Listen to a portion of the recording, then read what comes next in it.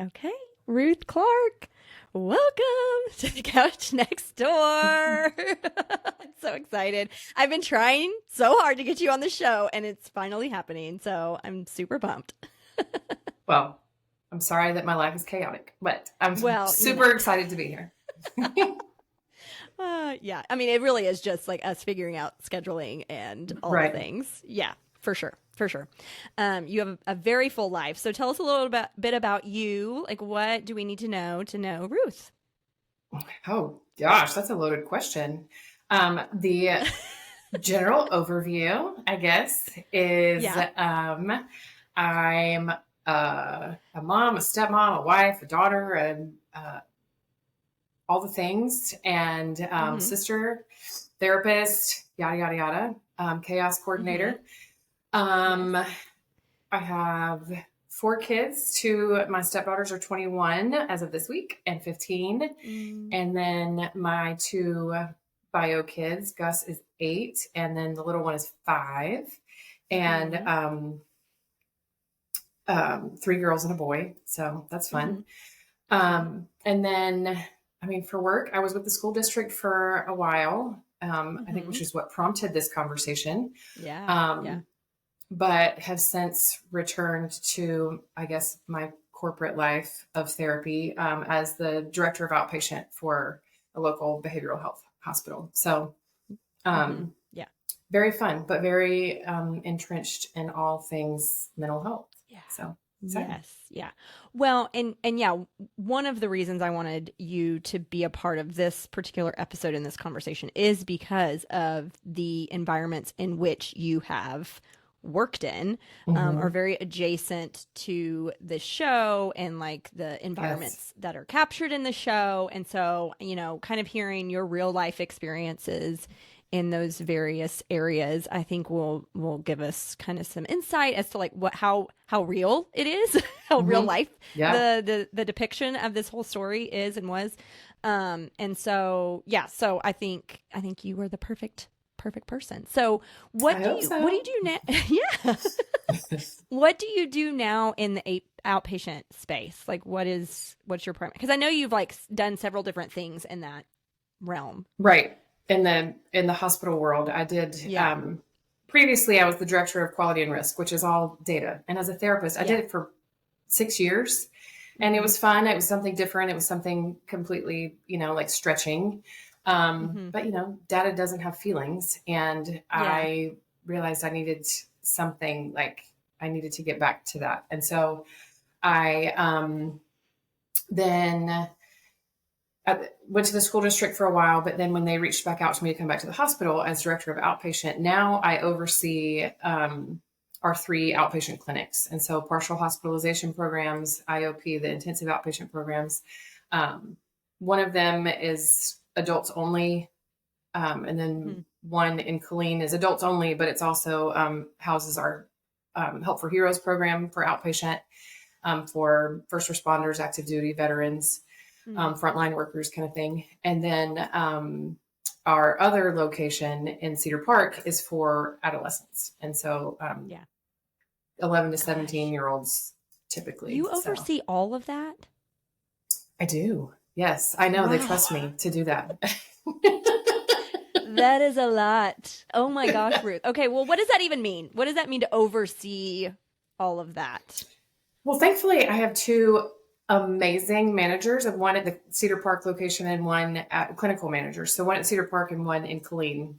Mm-hmm. And then I kind of act as the Mm-hmm. manager slash director over Georgetown and then the other two locations. And Mm-hmm. so my day to day is anything from, um, just kind of being a point person to bounce things off of in terms of different cases. Um, Obviously, writing Hmm. lots of reports at the corporate level, but then kind of fielding different referrals that are coming our way. Um, Mm. Doing some growth and development for the staff, um, Yeah. visiting our other campuses to kind of fill any holes or, Yeah. answer any questions or whatever everybody needs. It's kind of, Wow. obviously lots of meetings and blah, blah, blah with Yeah. the corporate end of things, but Sure. also a lot of like, I also get to interact with the patients a good bit, and just leading and developing staff is, a passion. And so I really, really enjoy it. It's a lot, and there's, days can be hard, but also just super rewarding, so, and I have the teams at each location are phenomenal. And so I could not ask for a better set, that could make or break things. Oh, yeah. When you work in a setting like that, absolutely. If you sure. don't have good people to work with, people that you can trust, you can't survive. Lord. I don't know how anybody survives is probably what I should say, because that would make it even harder. Well, there's that. Yes. Yeah. Okay, so tell us what you did when you were within the school system. You were a school counselor, right? Like, but on the mental health side, not like the scheduling side. Yeah. So I worked very closely with the school counselors, but there's a team, at least here in GISD, of school-based therapists. And so I was the lead therapist. We were a team of 6 last year, and most everybody was on 2 campuses. Most of the team was on 2 campuses. I was based on one campus, one middle school. And so of course this show was like, yes, I see that. I know that. I've heard that, but, which I think you either love or hate middle school, and middle school is probably the worst time in a, developing person's life. And, it's just really, I love the like kind of self-discovery. Who am I? I still want to be my daddy's girl, but I also want to have my own identity and my own opinions and my own thoughts. And I want to dabble in things. I want to question things. And so, it's just a really neat age. And I think an age when people really, kids really need a sounding board and really need some connection. And so,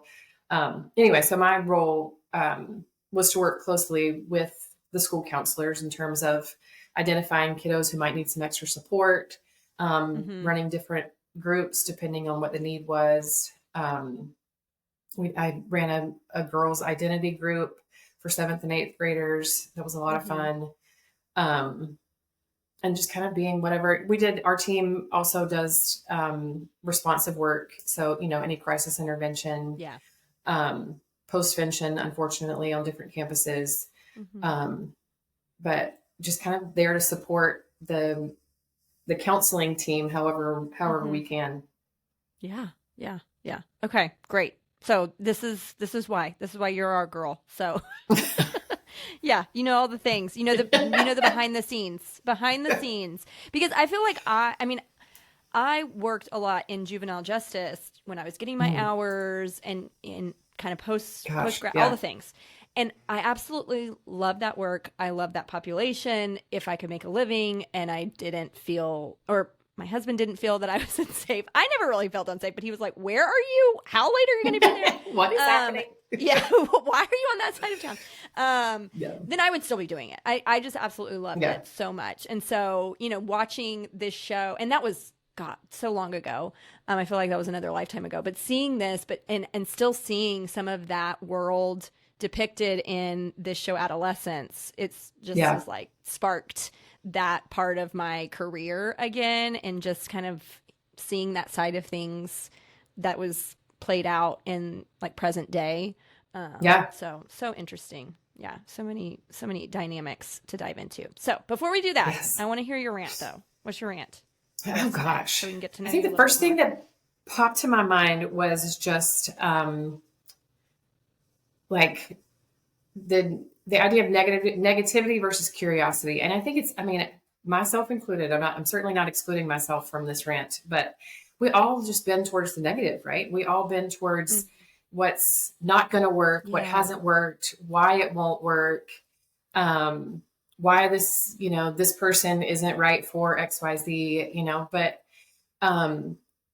I've just really tried to do a lot of digging more recently, myself individually with my teams, with, even with, we did something with the school counselors last year around the idea of curiosity and just approaching things with questions rather than Right. opinions.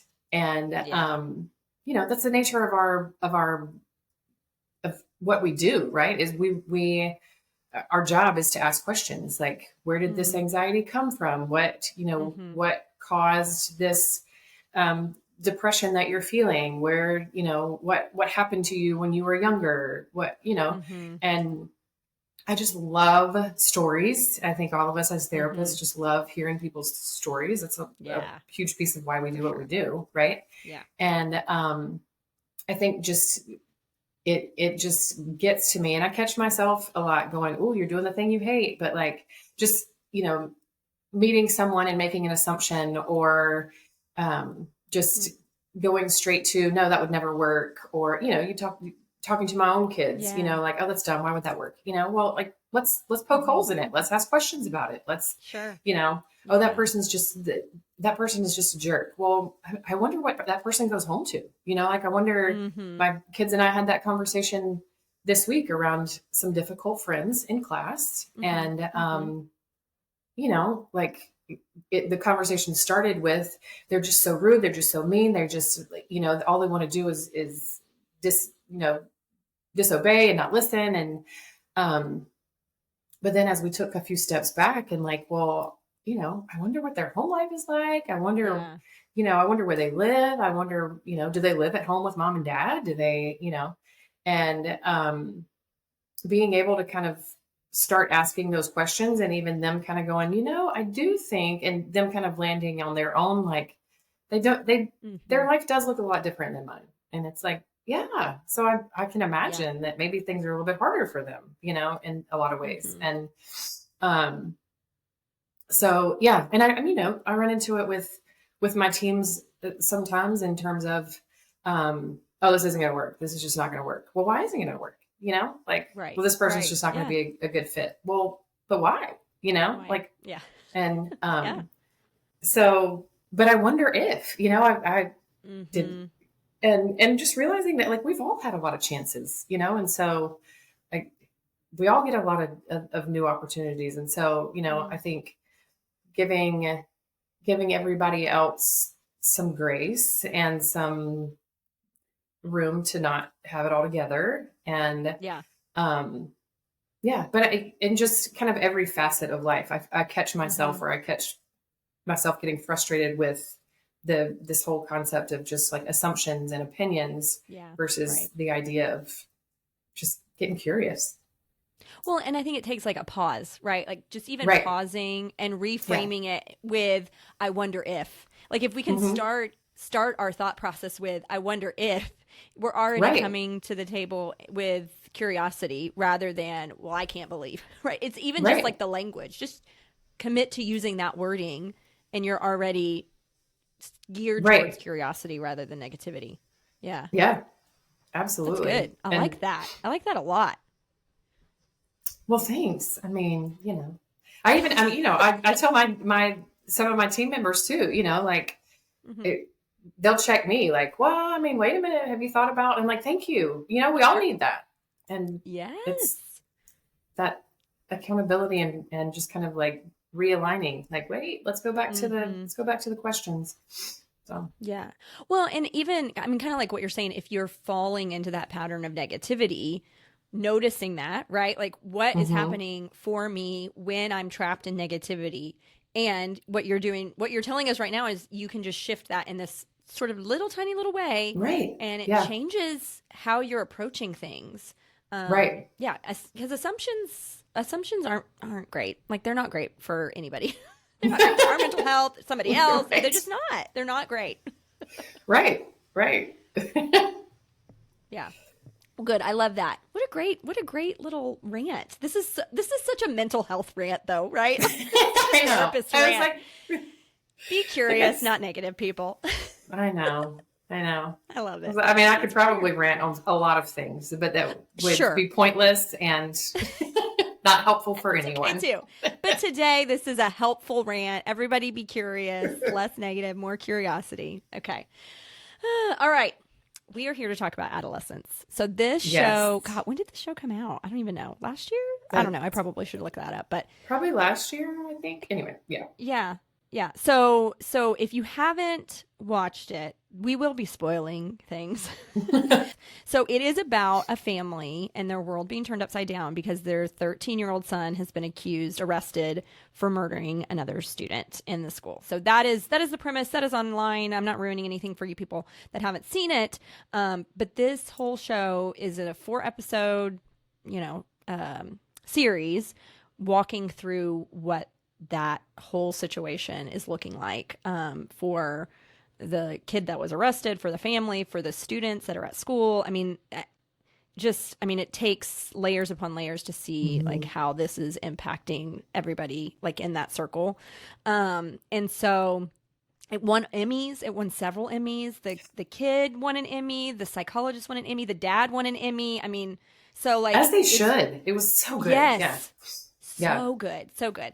And so when I watched this, I thought of Ruth first and I was like, have you watched this show? And she was like, no, it's on my list. I'm going to watch it now. And so I know I watched it not thinking, like, I didn't even know really what it was, but I kept seeing people talking about, other therapists talking about it. I was like, I probably need to watch this.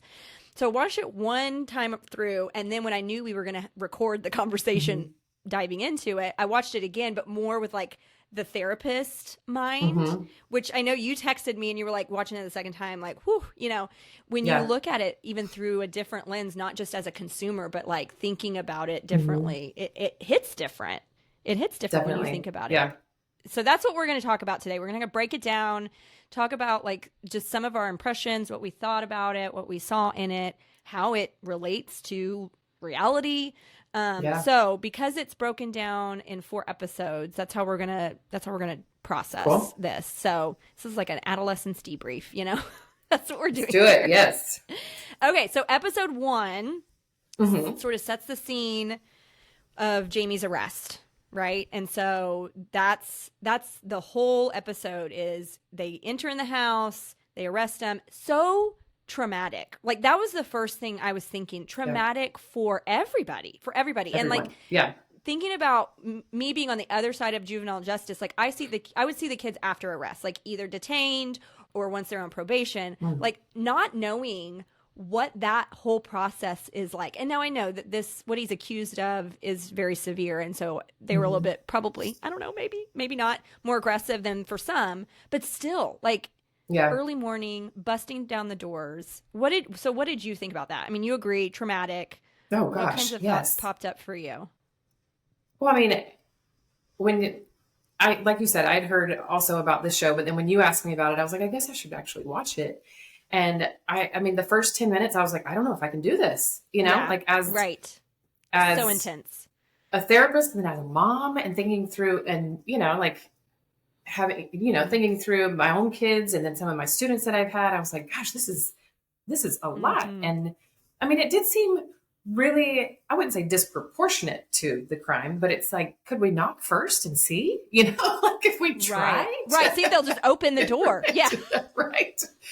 I mean, because it was very, well, yeah, because the parents were like, you got the wrong house. They just kept saying, you got the wrong house. Yeah. Right. I mean, because what parent wouldn't think like, no, what? No. Like, yeah. And but yeah, it did seem very, and I know that the Bascom said later something about, well, this is a really serious offense or really serious crime. And so I get that it felt really big and it's like, but we didn't try anything else first. Yeah. So, right. Yeah. Right. No, I think that's an interesting point. Like, and is that typical? I don't know. Like, I don't know if that's usually how things go, but considering, the age of the person, of the kid, and the time and the way and all the guns and I don't know, the sister in the bathroom, like, oh, I was just like, oh my gosh, this child now is traumatized. Yes. Oh gosh, I thought about that so much. Yeah. I think that's the girl, like the sister, was the one I thought about the most, I think, in Mm-hmm. that episode, because I would have thought like that would have been a client of mine, right? Like now we've got to get Mm-hmm. services for sister because she's witnessing this thing that's happened Right. in her Yeah. family. Yeah. Mm-hmm. Yeah. Yeah. What was your perspective of Jamie in that first episode? I mean, that's, yeah. In the first little bit, it's just like, I mean, this is a kid who just wet his Baby. pants. I mean, this is Right. a baby. Like, surely this is the wrong house, you know? Yeah. And he just, his little freckle face, his scrawny little body, like he just, Mm-hmm.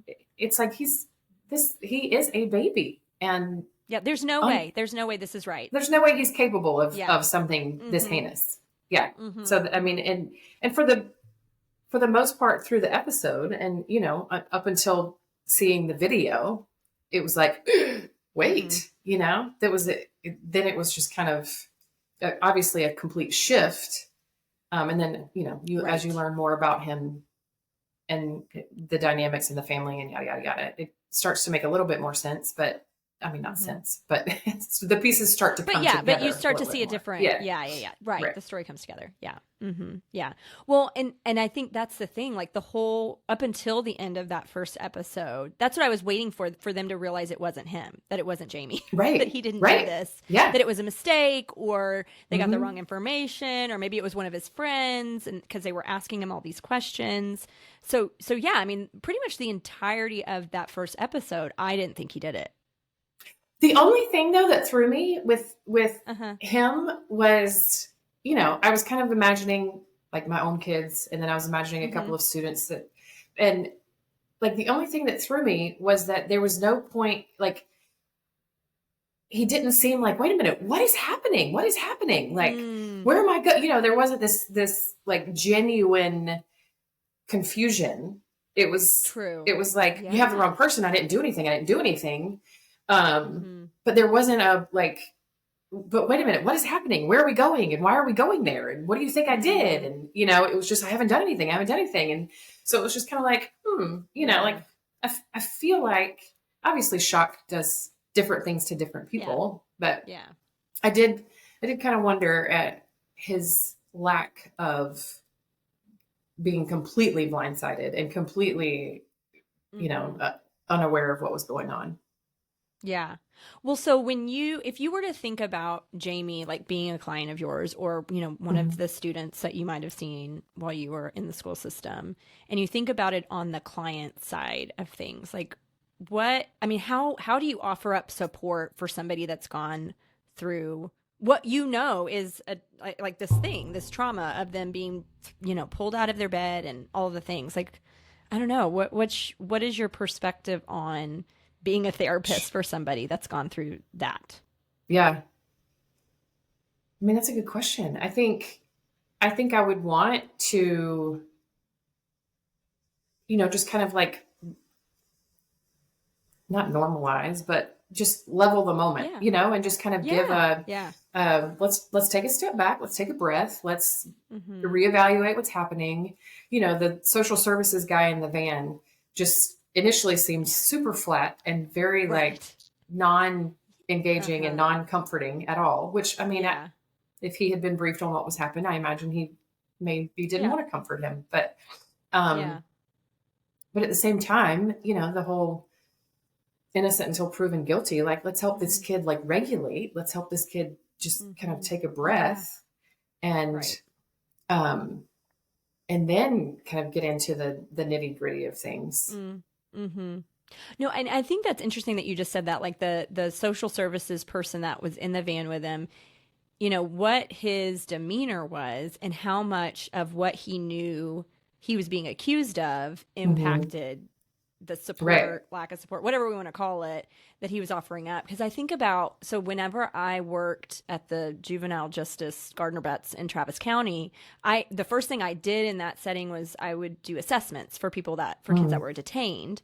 And so you get a report and you see what they've been arrested for and like what's happened. And sometimes if they've been there before, like what they've been there before.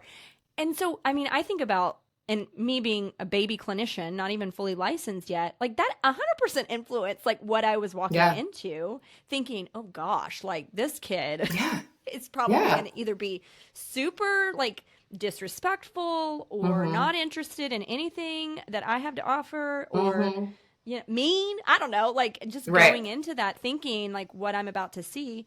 Sometimes that might have been true, but I mean, a lot of times those kids were just happy, to be out of whatever they were in, like their cell, their school, whatever they were in. They were like, oh, thank God. Like, I don't have to be doing that right now. Like, I get to talk to a human that is going to give me space. And so most times than not, they were happy to see me. Even if it was just, we're talking about all of these things that maybe they don't normally want to talk about, but it was like a break. They got a break. Right. Yeah. It was a breather from, Yeah. So kind of like what you're talking about, just could you give this kid just a way to regulate, like just to take a breath, let's center ourselves, like let's, hey, that what you just went through was traumatic. I mean, even like recognizing that it didn't matter what you did, that what just happened was traumatic. And you've probably never been through something like that before. Right. And that must be really hard. Right. Yes. Yeah. And just even thinking about like how he was processed and like, I don't know, like just thinking about the whole thing, like that whole episode. Like if that were me as an adult, I would be traumatized. Right. I mean, I was thinking the same thing, like as he's standing there, talking about cornflakes, and I'm like, I don't think I would be able to process much of anything. I think I would be sobbing and like, what are we doing? I mean, obviously, if I knew I had committed the crime, like, right. Might be different if I knew I had done it, but Sure. But still, I mean, I don't know, like, I think at that age, even I don't know. It's still like, I still think about what, if this were true life, what was his thought process, right? Like, cause he, we later find out that he very much did it. Did he think he was going to get away with it?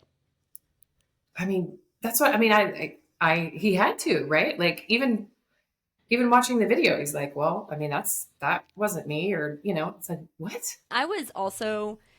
I really was convinced that it must have been one of his friends that he was talking about in the interview, until the dad sees the video and that theory went out the window. Right. Well, anything else about episode 1 that we didn't cover? Let me think. Let's see. Talk about? I think it was also interesting to see how hard it was on Bascom, like how really it really got to him. And, you see his dynamics with his son later, but I think just really seeing how he went in, full force and did what he had to do, but then he had to take his own, like that was a lot. Yeah. Well, and I think they did a good job of showing how it was hard on the other side, right? It was hard on Bascom. It was hard on the detectives. It was hard on the nurse, the attorney. I mean, I think as a whole, seeing all of the people within the detention center, that they were having a hard time grappling with what this kid did and the process of things. Which I really liked that they showed that side of humanity, that even though I did too. They had to do their job, they still had some feelings about it. Right. They weren't completely desensitized to the whole thing. Yeah. I think that's important that we see that side of it, because first responders and all the things, like, they are, at the end of the day, are people, and they are affected by this, whether they show that or not. There is an impact to them. The things that they have to see and go through. I think you made a good point too a second ago around because he said at some point in the interview, I think after the video, he kind of sat there kind of almost stoic and said, it wasn't me. And it's like, that's so profound in a way, because like, obviously literally it was him, but is it his character? Is it who he knows himself to be? Is it who, and, to say like, but that it wasn't it wasn't me. It's not what I would normally do. Obviously I did it, Mm, but it wasn't me, and so yeah. just thinking through that. Yeah. Well, and I think too, especially when I think with anything, there's not one thing that creates your identity, right? But there's Right. definitely things that we do that become a Mm-hmm. part of us. Yeah. And no, Right. I think that's good that you pointed that out. I think that's an interesting thing to think about. When you even watch this is for anybody that's done wrong, right? That doesn't make up who you Right. are. It's just a part of who Right. you are, and maybe not a great part, but it's just part of Right. you. Mhm. Yeah. Yeah. Yeah. It's good. Okay. Episode 2. So this is the school episode and the interviews that they do. And this is primarily the two detectives. And so Bascom has a kid at this Mm-hmm. school, which we find out that his son goes to the same school. And so they go to the school and they interview kids that they think were involved. The victim's best friend, and you kind of see the impact of the school system the impact that it's Mm-hmm. had on the school and the students. And the one thing that they talked a lot about in this episode is social media, right? And Mm-hmm. like, I mean, they show a little bit about that in the first episode, but they really talk about that a lot in this episode. And so, I don't know, Ruth, what is your point of view with, On social especially having, media? yeah, and working in the middle school, and because you were in the school system before the phone ban. So like Yeah. Oh gosh. schools had Yes. phones, right? Yeah. So Yes. like Yes. what did you see in like the realm of social media in middle school when all of that was going on? It's terrifying. um, Mm-hmm. I mean, just the way that um, kids, I mean, it is a whole other language. It's a whole other world. It's a whole, other just kind of entity.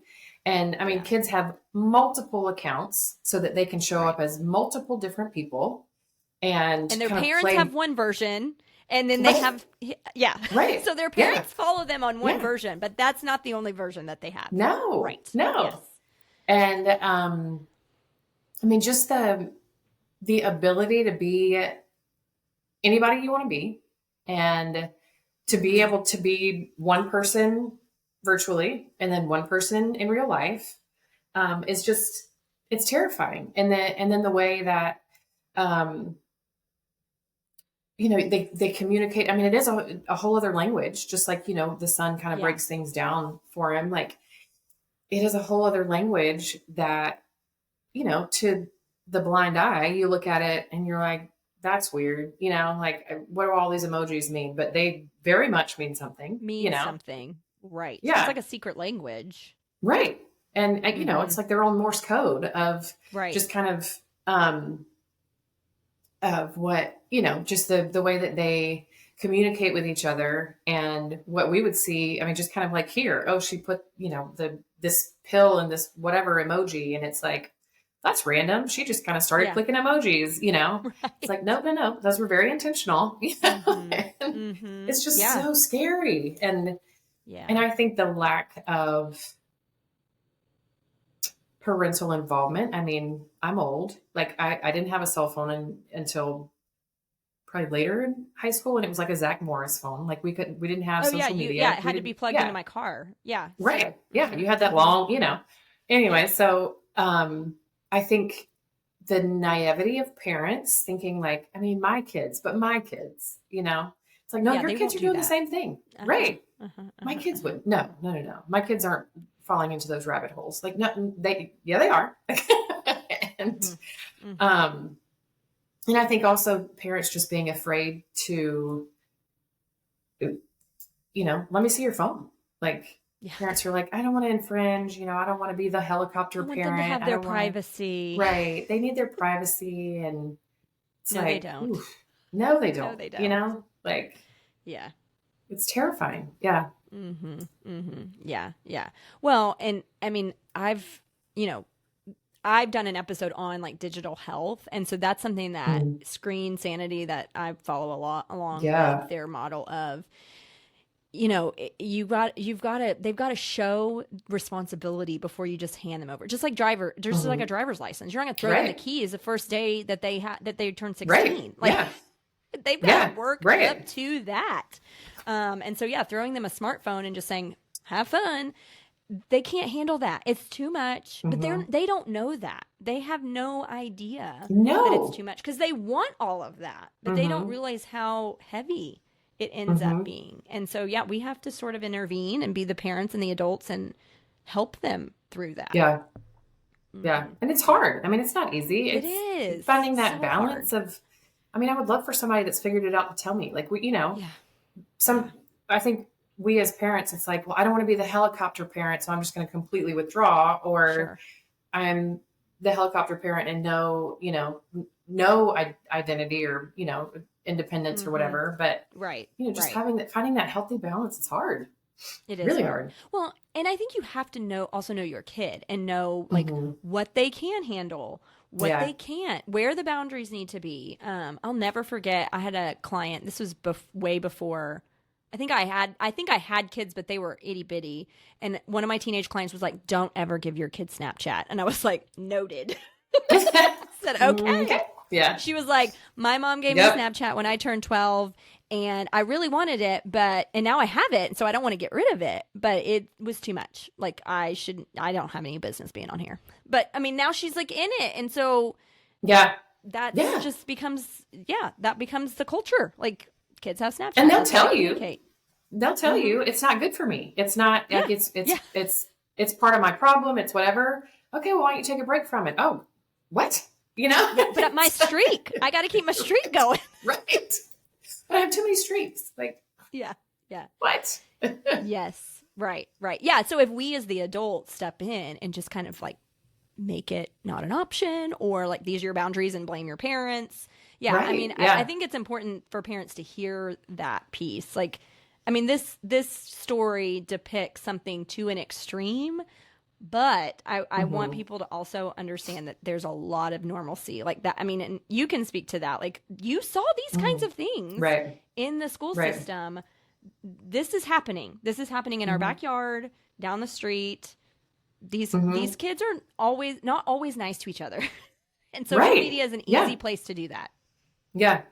And I mean, you would see, speaking to the parent side of things, like you got to remember, like these kids are incapable of making like wise decisions right now. Yeah. Like, and I don't mean like in everything, but they don't know what they don't know. Like we are the adults here. We know that this is not good for them, but I mean, the amount of cyberbullying, and I know that's kind of like a buzzword, whatever, but I mean, kids literally create these anonymous accounts just to, I mean, there was one at the school that was like, I think it was called Little Miss, and this account, anonymous, nobody knew where it originated. And I mean, like once you get legal involved, they can kind of trace the IP and blah, blah, blah, blah, blah. But initially, it's like, Little Miss Positivity, Little Miss this, and then it turns into Little Miss Whore and Little Miss, Boyfriend Stealer and Little Miss Go KYS, and and it's like it. And I mean, I don't know how many kids I would have in my office. Like I was on Little Miss this week, or I was on, like the whatever of the school, and and they were saying these things about me that aren't true, and it's like, ugh. So awful. How did you handle that? What did you do? Got really angry, but no, I mean, I'm really protective. But I mean, it's a lot of the whole, like other kind of going back to the message of like, other people don't get to tell you who you are. What do you know to be true? What do you, and people are freaking mean, They're mean. Some people are just mean. And, and there were times that I would go get our SRO or legal involved because I'm like, this is too far. This is too much. I mean, any of it's too much, but some of it would just. But there's some scary lines being crossed. Right. Yeah. Yes. Yeah. But it's awful to have to sit with these kids and go, yeah, gosh, that would hurt. That I get it. Like that feels really gross and really like obviously really personal. Yeah. And we're not going to give them that power. That's not who you are. That's not, but to tell that to a 13, 14-year-old, they're like, They already have the power. What do you mean I'm not giving it? Like, they started with the power, It's like, ugh. Yeah. Right. Did you get a sense with some of these students that you would see that they felt like they couldn't talk to their parents about what they were seeing on social media? Okay. And And that why do was you think really, that was? I mean, anything, all in both ends of the spectrum and everything in between, because my parents are too involved, and they're going to get really, really, nervous and probably take this too far. Okay. Or my parents don't care anyways, like my mom's never home. She doesn't care, but then some of it was just like, my mom doesn't get it, or my parents don't get it, or, my parents just tell me like, it's okay, like, just, you tell them not to talk to you that way, or, whatever. Yeah. And it's, because we, as parents, I find myself I'm a therapist, and I find myself a lot of times like, I don't know what to say right now. Like, I just want to hug you, yes. Right. and, and so it's like, I get where parents are, but it's like, we gotta be able to open some lines of communication somehow. And I think at this age, when kids are in that push pull, I love you, I hate you, like, I hate you, don't leave me, whatever. Yeah. And sometimes they want to tell you everything, and they want to just like, but then sometimes when you circle back and go, so how's that thing you were telling me about last week? What are you talking about? I don't know, and so like parents are like, fine. It's fine. Right. It's fine. Yeah. It's fine. What do you mean? Why are you asking? Right. And so I think a lot of us as parents then just kind of go, okay, I'm going to let them come to me when they need me. And it's like, they're not going to tell you when they need you. Like, a lot of times. Right. Well, and some of that is just like being connected to your kids, even when it's like not around the hard stuff, like just doing normal everyday things. So that can, not always, but that can at least open up opportunity for dialogue, for conversation. But even going back to what we were saying with the phones, if you're checking their phone and that's the expectation that you set, sometimes they don't have to tell you. Sometimes you just see it, and then you as the adult can open the door. Because I think that can very well be true. And I think about my teenage clients that I've had over the years. Like, a lot of times they would be willing to share something really hard for their parent if I like helped them, right? Either they did it in session with me, or I helped them script it out. Sometimes they just don't even know how to bring it up or what words to say because they're so nervous about their parent's response or whatever, right? Like the unknown, which, I mean, I can identify with that. I have to script things out all the time. Yeah. When it's a hard conversation. Yeah. So even just like helping them to feel empowered on how to have those conversations. But sometimes we as the adults have to open that door and just like start it. Yeah. Even though, and I mean, a lot of kids are like, my parents are already going through enough. They already have enough on their plate that, and so that's where it's like, parents, please, and, and I mean, I'm certainly not judging any parents, because it's hard. It's hard. Hard. So hard. It's so freaking hard. Yeah.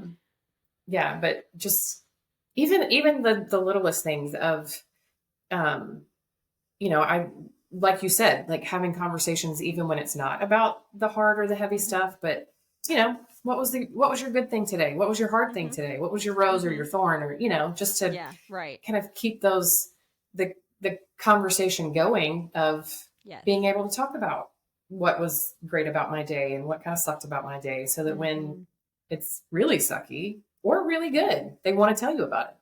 Right.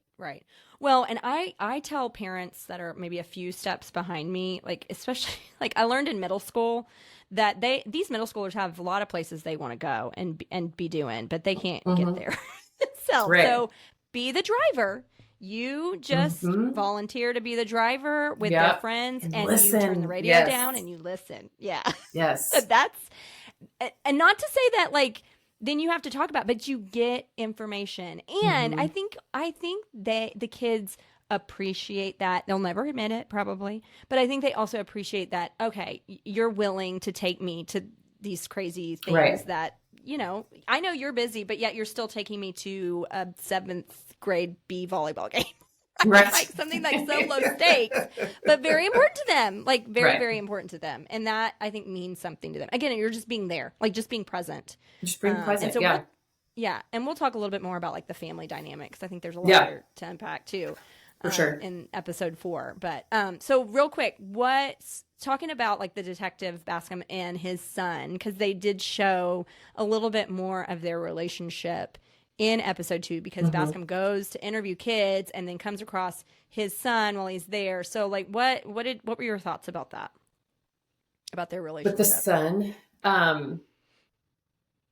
I mean, it was my initial thoughts were just that this poor kid just wants to connect, like Yeah. he just wants he wants his dad to see him for Mm-hmm. for who he is, for how different he is than dad.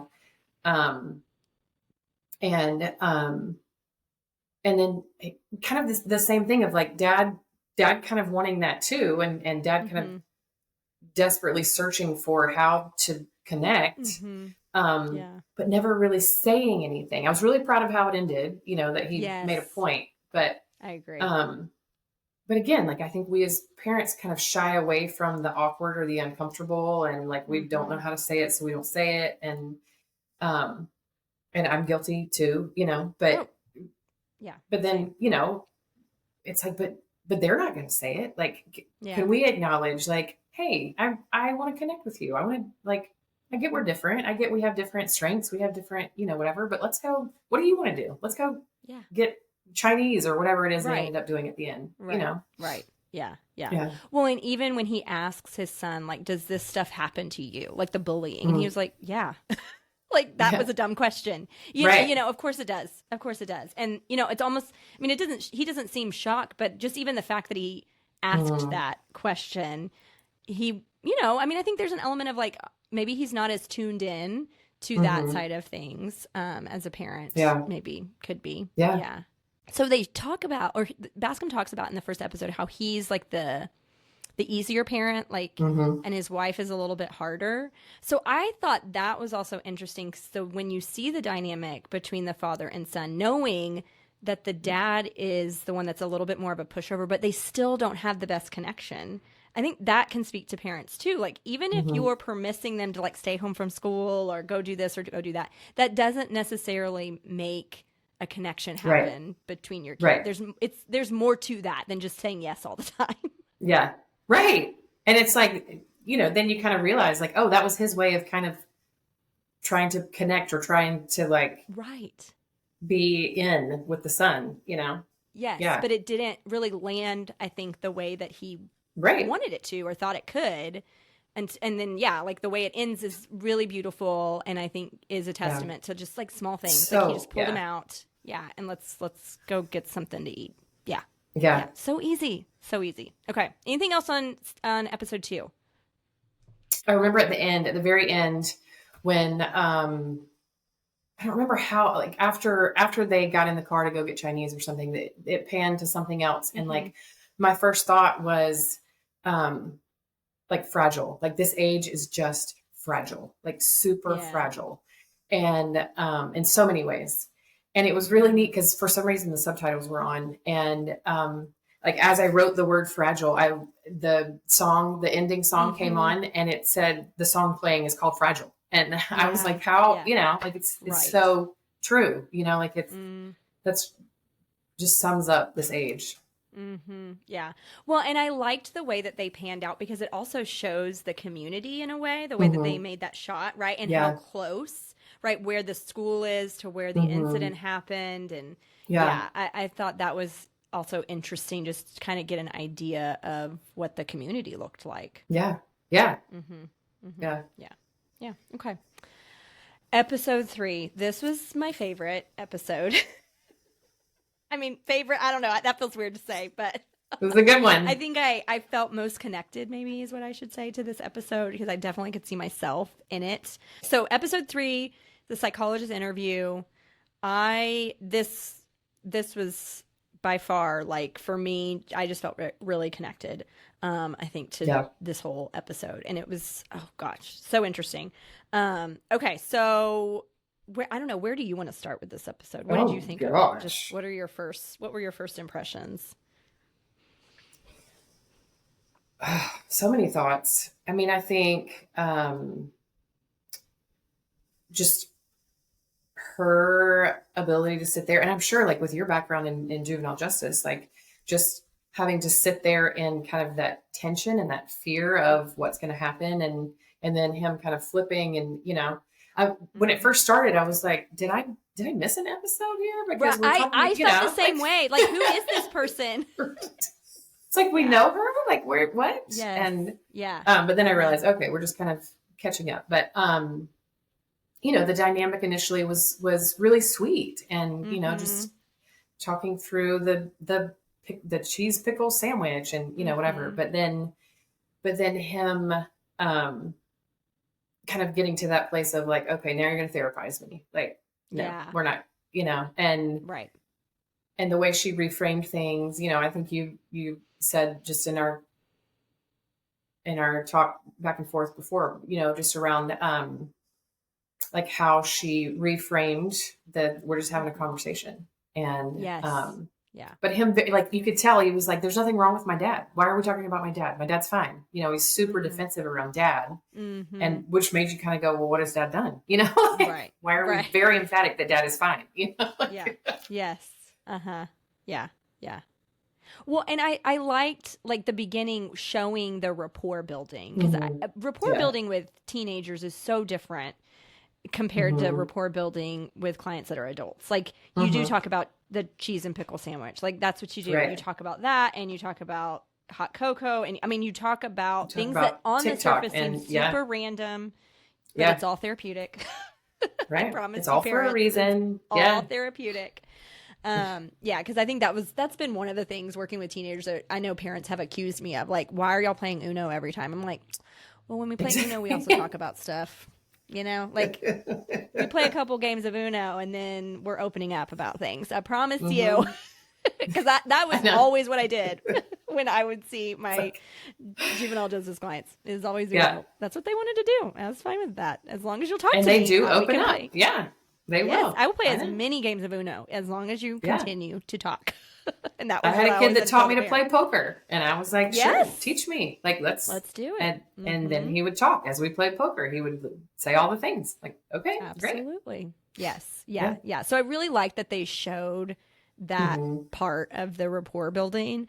But yeah, and then like he then accuses her of tricking him, right? And that's sort of where things escalate a little bit in the conversation. You start to feel that tension. I mean, like what you were just saying, like she did a really good job of reframing, which, you know, therapists, that's a lot of our job is reframing things.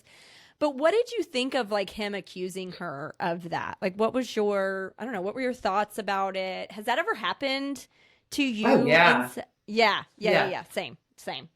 Yeah. And it's so, you know, like it speaks to, you know, kids aren't dumb. you know, right.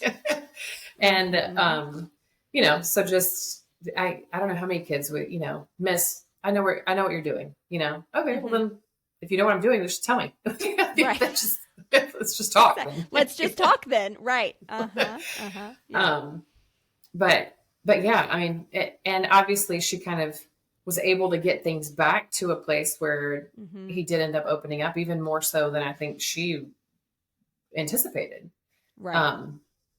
But again, I mean, it just speaks to just this age. Like any emotion I feel is anger. You know, anything I feel is gonna look like anger. And so, you know, he feels ashamed. He's angry. He feels remorseful. He's angry. He, you know, he feels threatened. He's angry. And obviously she knows that, and she holds that well, you know, with the way that he responded to her at different points.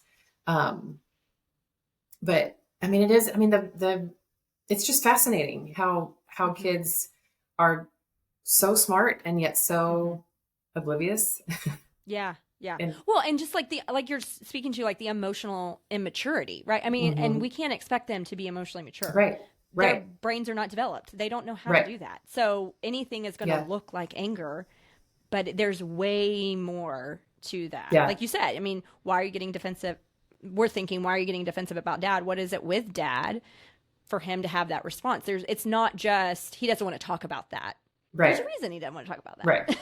There's Right. more to Yeah. it. Yeah. No, that's really good. And I also liked when she said, "What you think is more important than what is Mm-hmm. true." Mm-hmm. Oh, it's like, oh Yeah. my gosh, that's it right there. Like, Yeah. I loved that. I loved the way that she said that. Yes. Because perspective is reality, right? I mean, I Yes. remember somebody Yes. that I worked with years ago said that all the time. And I was like, ugh, perspective is reality, but I mean, it's so true, like what Yeah. truth, obviously there is the truth. Like clearly Sure. we saw the video, you did this, but Yeah. but your thoughts around this right now are more important to me. Like, I don't care about what's true. I don't care about what's real. I care about what you think. And Yes. so, yeah, Right. super powerful. Yeah. Well, and what you think about your dad or what you think about masculinity or what, like, Right. Yeah. I want to know what you think about those things because that is what became true to you. And that's Right. maybe what impacted all of this stuff that's happened. Yeah. Yeah. Yeah. No, I thought that was really powerful, just how she said that. And I hope people heard that, I think, because I mean, I think that part is so important for our mental health to recognize because it does impact us. What we think impacts our mental health so deeply. And it's so easy to minimize that, right? Like just to think, well, but that's not true. It's so what? It doesn't matter. If you think it still has an effect on you. Tell my mind that, Right. but it isn't true. But it it feels true. The whole core values, but I can give you evidence for it. I can tell you why it's true to me. So it what is true doesn't matter. Yeah, exactly. Right. So what was your takeaway from like just the rapport between them and like the attachment even that Jamie seemed to have to the psychologist towards the end of that episode? Yeah. Oh gosh, that was so hard to watch because I was sitting there thinking like the people pleaser, codependent, whatever in me would want to go like, I think you're an amazing human being. I think you're great. Yeah. I think you're a great person and a good person who made a bad choice or, I feel like I would need to say something and just for her to sit there and, I know. Like, I was like, say something, just, give him something. Make him feel okay. Because, I mean, he was so hungry for that validation and for just like, tell me I'm okay. Tell me I'm not a horrible human being. Right. Yeah. Yeah. Yeah.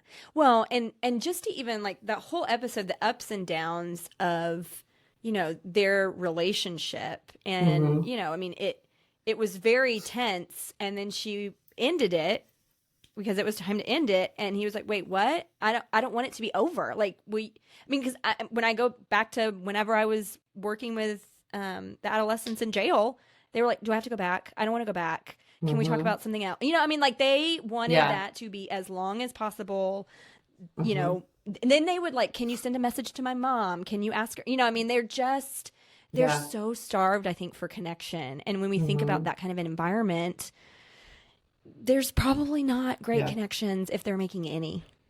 Yeah. And so, I think that was just such a picture of what he was needing, what it was missing for him. And he was looking to her to fulfill that. And what a hard position for her to be in because you can't.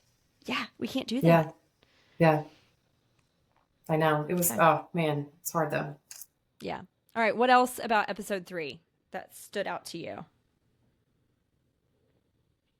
Yeah. Just seeing how self-conscious he was and how hungry he was for, don't you like me? Like, Yeah. Well, it was interesting because we didn't see him in episode 2 at all. So we see him in episode 1, he gets arrested. We don't see him at all in episode 2. Then we get episode 3. And so for me, I also kept like going back and forth with thinking he was still in that innocence, right? That we saw in episode 1. And so then when he had that outburst, I was like, whoa, what is going on? And so like, I was started thinking, is that something that was present for him? Like that anger, that temper before he was arrested, did some of that start happening because he's been detained? Like has this experience changed him on some level? Like, I don't know. I thought that was really interesting to see the difference in his personality and how he was presenting in Mm-hmm. episode 3 in comparison to episode 1. Well, it did make me think, because remember in episode 1 when they were asking him about his grades, and Bascom said something about, but you've had some behavior issues lately. And, and that's typical of this age to kind of like start testing boundaries and all of the things, and kind of becoming an apparent. They also said something about him kind of being out on the streets at all hours of the night, and, whatever. Which I'm like, parents, what are you doing? But so when he did have that kind of break, it was like, okay, I feel like that's always been in there. I feel like that's probably kind of his, he met his threshold, and that's probably, this probably isn't the first time he's met that threshold. And, like him talking about dad. Well, one time he tore the thing in the backyard. He tore this thing down one time, and he got mad. A shed. Thank you. Yes. One time he tore a shed down. And it's like, he's seen that anger and kind of that like explosive reaction. So, I feel like he was probably capable of it, and probably not the first time it had happened, but it, in a setting like this, it's like, oh, whoa, And for him, and when he said, that's not why I did it. Or like somehow he said I did it, and then he was like, I didn't say that, and he got really mad. And just kind of watching him squirm in that, but also be really angry about it, is kind of holding that like little boy, but also just really angry, big emotions was really fascinating. Yeah. Well, and again, goes back to like that is adolescence, right? I mean, their emotions are all over the place. So big. And things that you didn't maybe think they were capable of, they are, right? Like, or the feelings that you didn't think they might be experiencing, they probably are experiencing them. And so kind of just opening up our minds to the capability at this age. It's scary, but we just need to know. Like, we just need to be aware of that and know that, parents, so that we can show up the way that maybe they need us to, or just be aware of it. Right. Yeah, for sure. All right. Episode 4. So this is the last episode. I thought this one was really different, right? Yes. So different. Yeah. So what were your first impressions, first thoughts? Oh gosh. Like when, in the kitchen, it was sweet to see the intimacy, them, him really trying to connect with her. And, the dad and the mom, like in a very normal sort of morning, right? It's dad's birthday. Yeah. She's making him breakfast. Super normal stuff. Yeah. And them, I don't remember who said it first, but them saying, we're going to solve the problem of today. And like, clearly they had been doing therapy. And so like, we're going to solve the problem of today. And it kind of like them almost reminding themselves and convincing themselves, we're going to stay here. And then in the present, we're going to reclaim our normalcy. We're going to reclaim life. And, we're going to solve the problem of today. And so I thought that was really neat. And I was encouraged, like clearly they've been doing therapy. And so, it's like, that's not the norm, that's not everybody's go-to. And, so I thought that was cool. Yeah. I liked that. Well, and when I think back to working with juvenile justice, a lot of times that was the first time families got connected to mental health services, which is so sad. Like, I mean, some of them were not crazy about me being around, but some of them were like, how can you come every day? Can I get therapy from you? And I'm like, well, I can do it with you. We can do a family, but I cannot be your therapist, but they were just so hungry for the support and the help, and they knew that they need it, but they didn't have access to it in any other sort of way. So some of them were so thankful for it. Yeah. I thought the way that they did that episode, I think you could see any family in that episode. Like, it's so normal. And I think they did that on purpose. I think they wanted people to see, like, this literally could happen to anybody. These are very normal people. Yeah. The grief. Oh my gosh, the grief in that Yeah. episode, like the layers of grief. Hmm. Again, why dad won an Emmy because that last scene of Right. that last episode, holy cow. Oh, I mean, gosh. I Yes. could not keep it together. It Like wrecked me. and I'm No, not a crier at things like that, but I was, yeah, it was, it oh, tore me up. Yes. yeah. Yes. Because it shows a real side of Hmm. things like this happening in a family. How, Hmm. oh my gosh, so grief stricken. Hmm. Like, ugh, devastating. Yeah. So devastating. So Yeah. what did you think of the family relationships? Because I mean, we really got to see like mom, dad, sister, their relationship separate from Jamie's. What were your thoughts Hmm. about the dynamic there? I I saw the mom, kind of doing the strong mom thing, like I gotta make sure that I can keep it together to support Mm-hmm. him and to support dad and to support daughter and Mm-hmm. um at one point I just wanted to be like, mom, just tell her it's hard for you too, Yeah. like. Right. And I mean the daughter, the sister, just her, even her saying like, we're not going to move because this Yeah. is going to follow us, like we Uh-huh. can't get away Yeah. from this. But Yeah. um just her also, you could see like the kind of how she kind of lit up when he was like, let's go to the movies or whatever he called it, Mm-hmm. the Mm-hmm. and Pictures. Yeah. yeah, the Yeah. pictures, yeah, let's go to the pictures. And she kind of lit up like, okay, we're going to do something normal. And she went and got Mm-hmm. dressed and she came back and you can tell she's just used to kind of rolling with Mm-hmm. whatever happens. And um but it's like, has she been given space to just kind of come undone and to Yeah.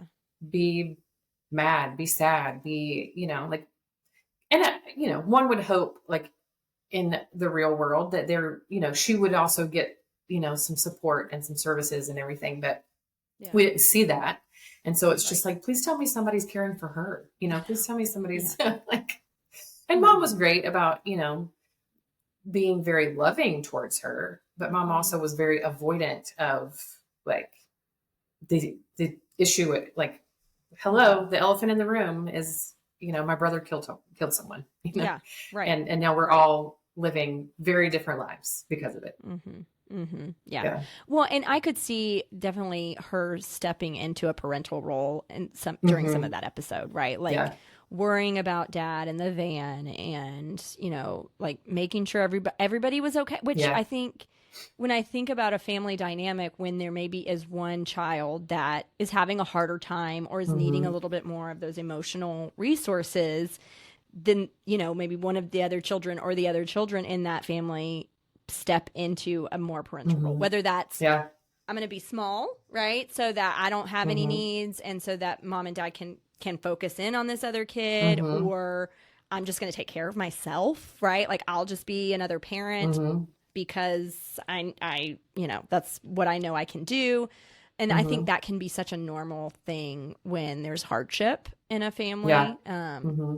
So that stood out to me as well because I'd almost, I Yeah. mean, it did in some scenes. It felt like she was another parent, another Hmm. adult. Yeah. Absolutely. Yeah. I did feel for her. How would you say this episode, because it was different, related to the whole storyline, like, and it's kind of wrapped things up in a way? There was part of me that was like, that feels a little disjointed, but I Mm-hmm. think in in a lot of ways it did kind of give a foundation, like a backstory, I guess, Yes.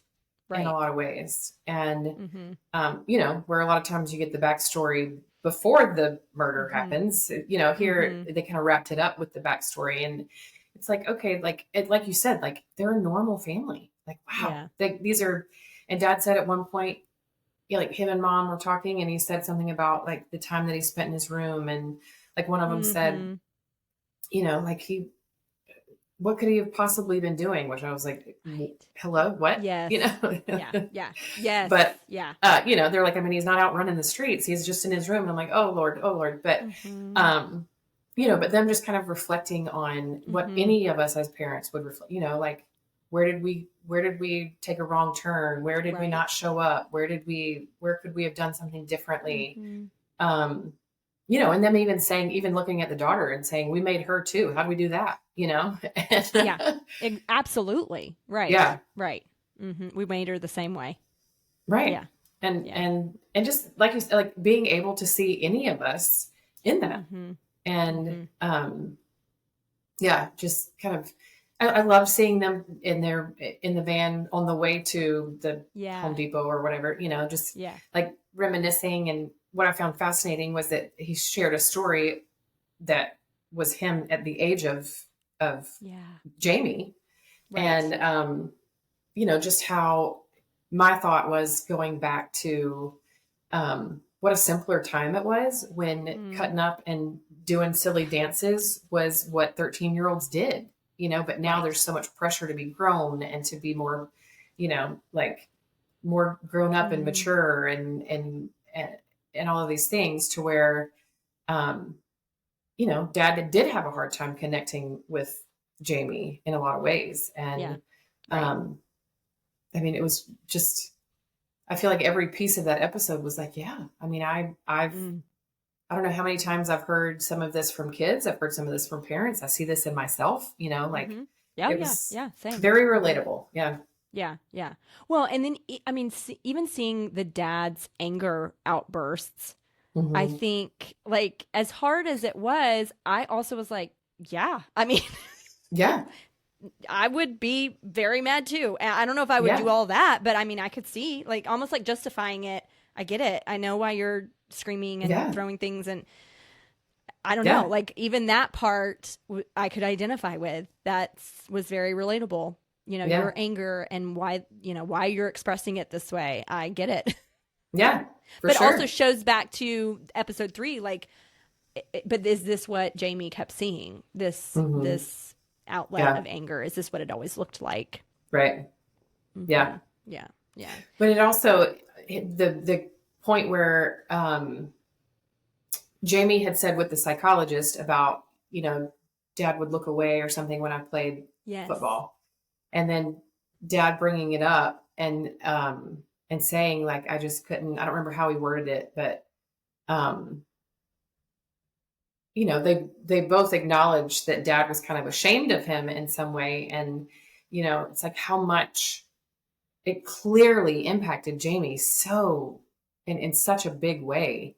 And then for Dad later to be able to identify that and carry that, it just takes me back to the whole, like, say the things, say the, like, it's all right that you don't love soccer like I love soccer. Like, what do you love? Instead of letting it become this unspoken shame that is just like a cancer in the family, Right. Right. Well, and they talked about, like, they got him the computer because that's what he wanted. And, like you said, he was just in his room all the time. And I think, when we think back to when we were growing up, that like, parents maybe wouldn't have to worry about that. Right. But what could I get into? Yeah, exactly. But that is where we need to be worrying, is what do they have access to? What are they doing behind those closed doors if they have access to that kind of technology? And even thinking too, to what the dad was saying towards the end, saying, my dad used to beat me and I didn't do that. Right. Like, I think too, we look at the comparison and think, well, I'm doing better than my parents, which, sure. I think, as parents as a whole, I think that's our goal, is we want to do better than our parents. And just because you're not beating your kid, that maybe there's a little bit more we can do. That's not just check, I'm a good parent. Right. See, he had it so much better than me. Yeah. And I've heard that from parents. Like, oh yeah, I went through all of these traumas and I did this and this and this, and I don't do any of that. It's like, okay, well, that's a great start. Right. Let's start there. We have to connect. And I don't know. I think that this element of connection with this generation of teenagers is so much more important. I mean, I don't know. Maybe that's a bigger statement, right? Because they want connection, but they're looking for it in different ways, and maybe don't want that connection. Again, it's just like we need to be available for them to connect to us rather than these other things, because they're gonna connect with something, somehow, some way. They will connect. Yes, they will do it. They will find a way. Anything else about episode 4? Let's see. Like you said before, that end where he says, "I'm sorry, son," to the little stuffed animal, and it's just, ugh. And I mean, just kind of bringing it back to the innocence of Jamie. You know, like he's still got his teddy bear. Room. You know, right? Yeah. I mean, I can't even imagine being in that house after all of that. And like, I think even the mom said something. I went in his room the other day, you know, I mean, like they just probably keep that door shut as much as possible. Yeah. Because of what it resembles, what it, you know, what it's connected to. God, that's, I can't imagine. I mean, just, can you imagine the pit and, you know, to pass that room every day and, you know that the door is shut for a reason, you know, because there's something in there that I don't want to deal with right now, you know? Yeah. Just, yeah. Yeah, I know. So hard. What did you think about like the series as a whole? They didn't talk a lot about the victim's family. I mean, we see a picture of her. We kind of know a little bit about like her dynamic with Jamie. I don't know. Did you have any thoughts about that? You know, I didn't even really think about that much, but you're right. They didn't kind of personify her really outside of kind of being a bully, you know? But that is interesting that we didn't get a better picture of, you know, it would also be interesting, like, what was she going through? What had happened to her for her to be so mean to him, you know? Right. Because those things don't just come out of nowhere. Exactly. Well, and I think seeing like who her best friend and the impact, you know, in that school episode, right? Like, I mean, just even seeing how it impacted her, I was like, oh God, like again, the ripple effect of something like this, you know, and how angry, I mean, again, that's grief, but she's angry and she's punching people now. But cause that's what teenagers do. But yeah, I mean, I feel like that was the only, like, I feel like that's when I felt closest to the victim, was just seeing how her friend was processing it and hearing what she was saying about her friend. But yeah, I don't know. I mean, I know that the episode or the series was more about Jamie and Jamie's story and all of that. But yeah, they didn't really talk a lot about her. Yeah.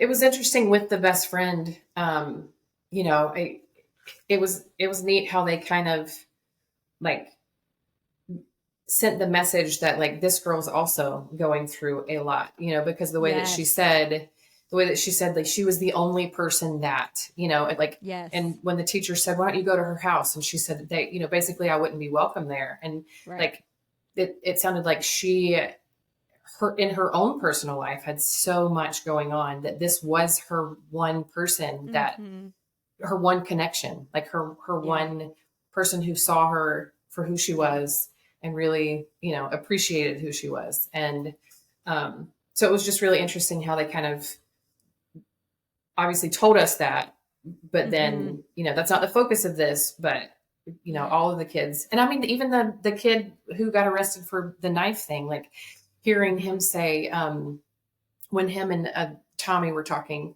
and Tommy said, oh, my parents were really upset. And what about yours? And he said, oh, they didn't care, you know? Yeah. And so, I mean, just the differences in how, you know, again, just seeing how all of these different, I can see like, oh yeah, I remember that kid who was just kind of like, you know, parents were like, whatever.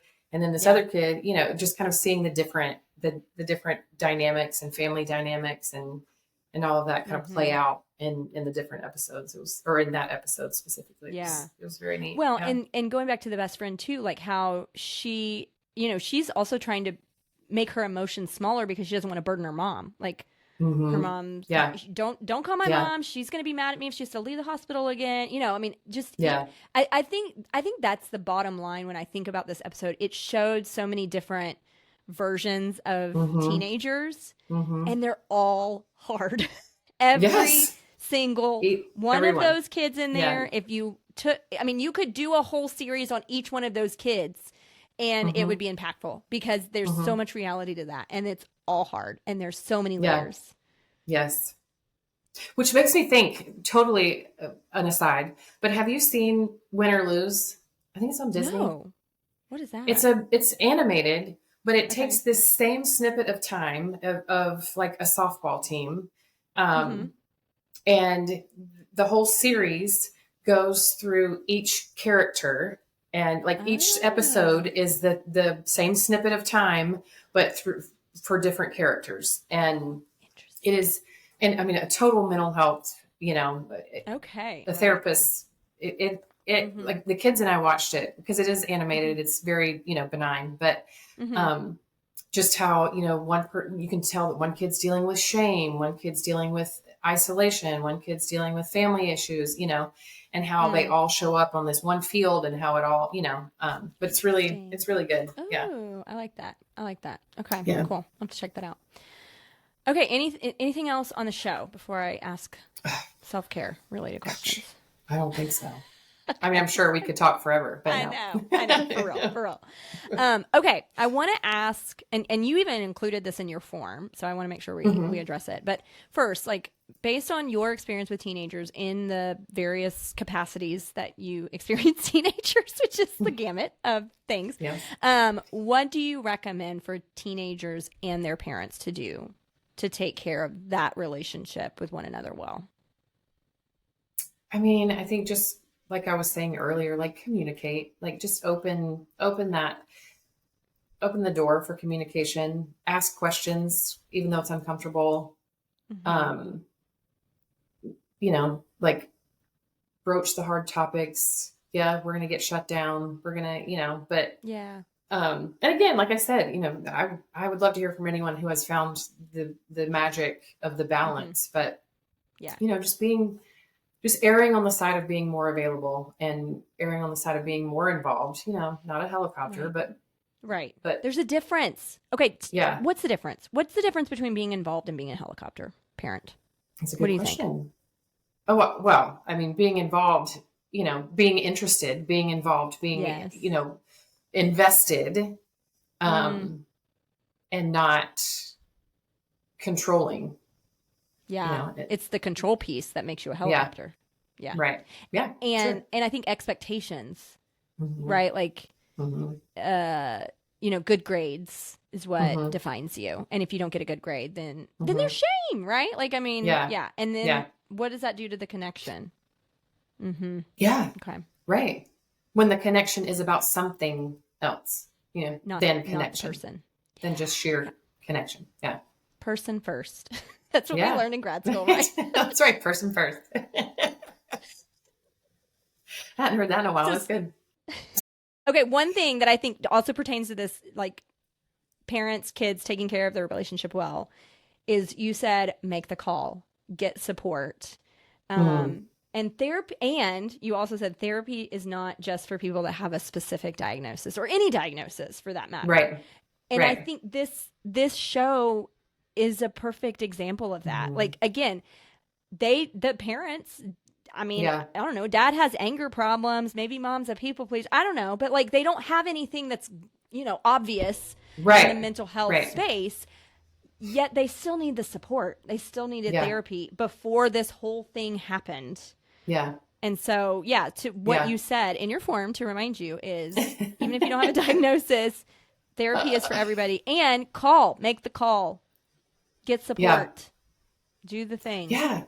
I mean, I talk to so many, or I have talked to so many families. I remember a family that I spoke to last year when I was at the middle school around, we're just not there yet. We're not there yet. And I'm like, well, what is there yet? What I'm calling you. So you're somewhere, for me to be calling you means maybe that you we need to be there. Yes. Right. Yeah. He's like, well, when I won't hesitate to pursue therapy when we are at that point. And I'm like, okay, like your child is screaming. We are at that point, and not a mental health diagnosis, not a, not a blatant outward, we're not in crisis yet. Right. There's no neon sign yet, but you're going to be, and sure enough, a couple weeks later they were, but just Well, don't be afraid to be preemptive. Yeah. Well, and it's so much, I don't know, like when I have clients that come in that aren't in crisis, the work we can do, not again, we can be productive in crisis, but like we got to, stop the bleeding first. Yeah. Right. If and that we're in crisis. So like there's other things that we have to focus on, but going to therapy or getting your kid in therapy before crisis, a lot can happen. A lot can be addressed that will, like you're saying, prevent a crisis because now they have the tools. They notice the things. They can do something about it before it lands there. Yes. Gosh. Yes. Yeah. So if you get anything out of that episode, that's it right there. That's right. Please. Okay, Ruth, how do you take care of yourself well? What do you do for self-care?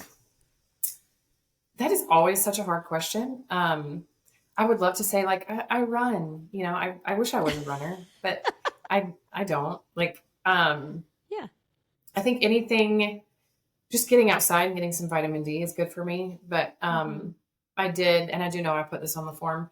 I do, try and get up earlier than my kids, which is always a crapshoot because one of my kids is up ridiculously early sometimes. Who gets up early? Gus. He's like, really? He's it's a like morning person? He senses that I'm awake, and okay. But he's definitely a morning person. Yes. All three of the other ones could sleep till Winnie will sleep till 9. She's 5. But the teenagers they'll sleep for sure all day. But I try and get up at least 30 minutes earlier. Just to sit and have my coffee. I read my Bible. I just kind of have some time to just before the chaos. And kids know before the chaos. And the kids know Mom's doing quiet time. Like on the weekends when they are awake, I'll say I'm going to go have quiet time, and they know like we're going to leave her alone. Yeah. It doesn't always happen, but I try and do that just to kind of get myself kind of settled before the chaos. Yeah. But I mean, outside of that, I need a hobby. I don't have time for a hobby. I don't have time for a hobby. I don't know, but I feel like how do you take care of yourself? I need to know. I mean, I feel like I honestly was better at it than I am now because I mean, I run my kids around more. Yeah. They have their own. I mean, I think when your kids start to have their own lives, it impacts your life. So my life, right? I mean, like they want to be places and they have things. They do have places to be, and I get that, and I want to support that. But man. I mean, I need to move my body. I can tell, like my body tells me if it hasn't moved, Yeah. So I don't even like to run. I run because it seems most efficient for my body to feel good. But I think as I've gotten older, if I walk, that's good enough. So like I can usually fit that in, like when the kids are at soccer practice, I can fit that in a little bit easier than the other. So, I mean, I think that's been the challenge for me is like, how can I fit it in? Like, cause it's got to look different now and being flexible with how it looks. So I know I need to move my body and being outside for sure. Like I definitely need sunshine. Yes. As long as I can get outside for sure. Yeah. But I love that your kids know, like, okay, Mom's got her time. Like leave her alone. I think that's good for parents to hear though. Like just tell them it's just 30 minutes. They're going to be fine. Right. They'll be okay. They're going to survive. Yeah. They know how to find me. If there's blood, they know what to do, Yeah. I mean, it was a game changer when my kids could like make their own Eggo waffles, right? Just put it in the toaster and leave It's a game changer when they can turn the TV on by themselves. They wake up and they can go turn their cartoons on. Like, right. That's true. Very true. You don't have to come wake me up for that. Yeah. Okay. All right, Ruth. Well, anything else that we didn't cover that you wanted to cover that you want people to know about you or your thoughts about the show? I don't think so, but this is fun. Thank you. Yeah, thanks for being on. So I joked, but I don't know if I'm totally joking. Did you watch that Unknown Number I have not, but now I'm intrigued. Holy smokes. Yes. Yeah, I think, if you'll come back and we can dive into that one, because that was bananas. Well, our 15-year-old was telling me about it, and just hearing even her perspective on it was just so like, very my insightful. 14-year-old, same thing. Yeah. No, because he hasn't even watched it, but they're talking about it at school, which I thought was so funny. Yeah. Yeah, because I was watching it, and he was like, "Oh, I heard about the show," and then he like went into what, and I was like, "Oh, okay, like kids are watching it, they know what's going on." Yeah, it's crazy. Yeah, well, Paisley told me, she was like, "You would like this. You need to watch it." Like, I don't know, it's very disturbing, but it is very disturbing. I mean, Jason was watching it, and we got like all the way. I think we had 20 minutes left, and I don't know, one of the kids needed me to do something, so I turned it off, and I was like, "Well, I'm going to watch the rest of it. Do you want to watch it?" He was like, "No, I'm not watching." I was like, "You're not going to watch the last 20 minutes?" And he was like, "Absolutely not. Humans are terrible. I feel terrible about humanity. I cannot. I'm done. I can't. I'm out." I get it. Like, I get it. Yeah. Yeah.